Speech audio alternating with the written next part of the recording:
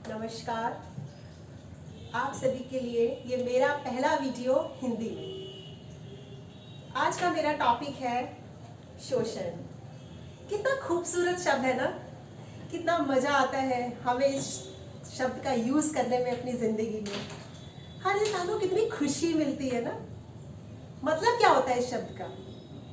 अत्याचार करना, किसी को दुख पहुंचाना, यही तो इंसान की परिभाषा है ना, कि वो दूसरों को अत्याचार पहुंचाए, दुख पहुंचाए, फिजिकली मेंटली उसको तकलीफ दे। कितनी खुशी मिलती है, कितना अच्छा काम करता है वो। कभी सोचता है वो कि वो भी तो एक इंसान है। जब उसको खुद को कोई तकलीफ पहुंचाता है तो उसे कैसा लगता है?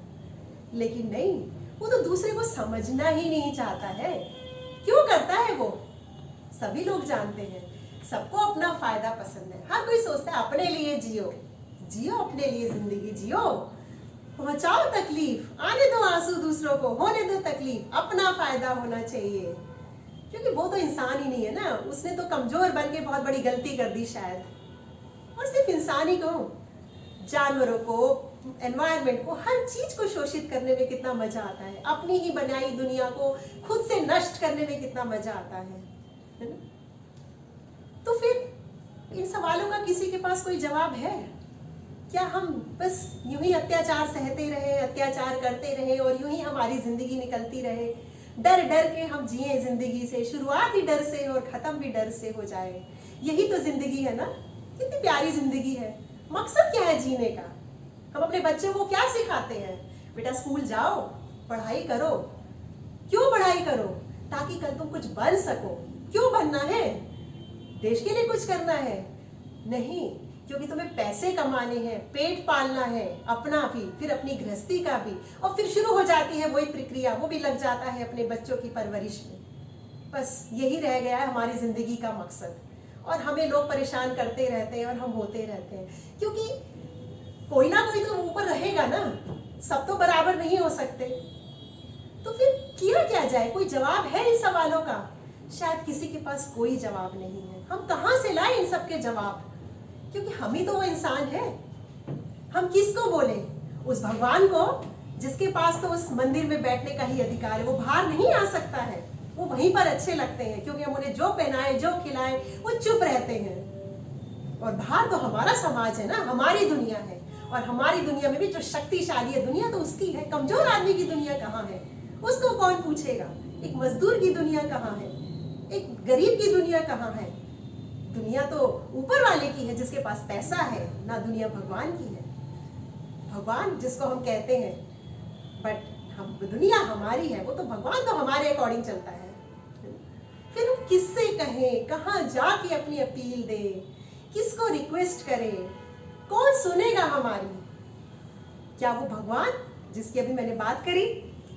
क्या वो समाज जिसको हमने और आपने बनाया और इतना खूबसूरत बनाया कि शायद एक दूसरे की खुशी ही नहीं देख सकता वो तो? या हमारा संविधान जो कहता है राइट अगेंस्ट एक्सप्लॉयटेशन? कितना अच्छा है ना, हमारा तो संविधान ही कहता है राइट अगेंस्ट एक्सप्लॉयटेशन। और हम कितने एक्सप्लॉयट होते हैं, हर जगह एक्सप्लॉयट होते हैं। नौकरी करने जाते हैं, डर डर के जाते हैं, कितना एक्सप्लॉयटेशन होता है। अपने राइट्स नहीं मिलते हैं, प्रॉपर सैलरीज नहीं मिलती है, प्रॉपर एनवायरनमेंट नहीं मिलता है, फिर कितना एक्सप्लॉयटेशन होता है। कैसे आखिर? क्योंकि हमें तो वो नौकरी करनी है ना, बच्चों का पेट जो पालना है। हम तो कह देंगे मत करो, नहीं कर सकते तो मत करो, दूसरा कर लेगा, क्योंकि हमारे यहाँ तो बहुत जनसंख्या है, सभी लोग सड़कों पर हैं। आपको हम 10,000 दे रहे हैं, उसको हम 5,000 में नौकरी करवा लेंगे, क्योंकि इतनी जनसंख्या है। यहाँ तो लोग बहुत कम पैसे के लिए, बहुत 2 पैसे के लिए भी काम करने को तैयार हो जाएंगे। फिर चाइना में तो हमसे भी ज्यादा जनसंख्या थी, आखिर वो क्यों डेवलप कर गया? वहां की इकोनॉमी क्यों इतनी राइज कर गई? वहां भी तो जनसंख्या थी।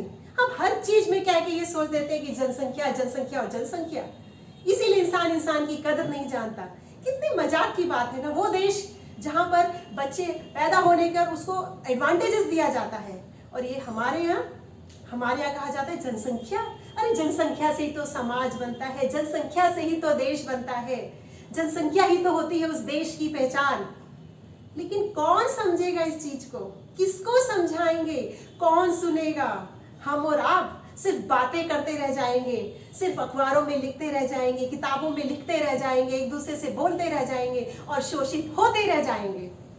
शोषित करने वाला शोषित करता रह जाएगा। हम तो कमजोर हैं, हम कहाँ जाएंगे? किससे कहेंगे? कौन सुनेगा हमारी? हमें तो चुप करा दिया जाएगा। हमें तो चुप रहना सिखाया जाता है शुरू से। यहाँ मत जाओ, ये मत करो, ऐसे मत करो, हर जगह बंधन है, हर जगह शोषण है। आखिर क्यों? जब सबको पता है एक दिन सबने जाने जाना है इस दुनिया से, एक दिन जिंदगी खत्म हो जानी है, आखिर क्यों हम प्यार के शब्द नहीं बांट सकते एक दूसरे के साथ? जब हम किसी का भला नहीं कर सकते तो हम क्यों किसी का बुरा कर सकते हैं? क्या अधिकार है तुम्हें दूसरे को शोषित करने का? अगर वो गरीब आदमी है, उसने जन्म लिया है, तो आप अच्छा करो उसके लिए, बुरा मत करो। वो कमजोर है तो क्या हुआ? आप तो ताकतवर हो ना, आप तो कुछ कर सकते हो, तो बुरा क्यों करते हो?